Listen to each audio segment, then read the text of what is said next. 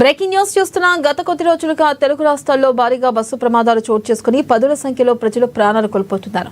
కర్నూలు జిల్లాలో private travels bus దగ్ధమై 19 మంది సజీవ దహనమైన ఘటన మరొక ముందే చేవెళ్ల మండలం మేడ్చగూడలో ఆర్టీసీ బస్సులు టిప్పర్ లారీ ఢీకొట్టడంతో 19 మంది ప్రాణాలు కోల్పోయారు. ఇక అలాగే మంగళవారం ఒక్కరోజు తెలుగు రాష్ట్రాల్లో 5 బస్సులు ప్రమాదాలు చోటు చేసుకోవడంతో ప్రజలను తీవ్ర భయాందోళనకు గురిచేసింది.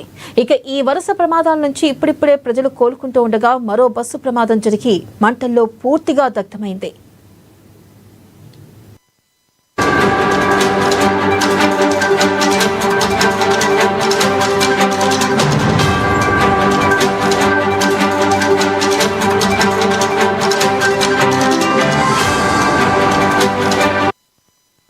ఇక బస్సు మంటల్లో పూర్తిగా దగ్ధమైన ఘటన ఆంధ్రప్రదేశ్ రాష్ట్రంలోని మన్యం జిల్లాలో చోటు చేసుకుంది. ఒడిశాకు చెందిన ఆర్టీసీ బస్సు విశాఖపట్నం నుంచి జైపూర్కు వెళ్తుంది.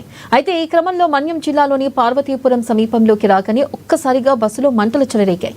ఇది గమనించిన డ్రైవర్ వెంటనే బస్సును పక్కకు ఆపేసి ప్రయాణికులను అలర్ట్ చేశాడు. దీంతో బస్సులో ఉన్న వారంతా వేగంగా కిందకి దిగిపోయారు.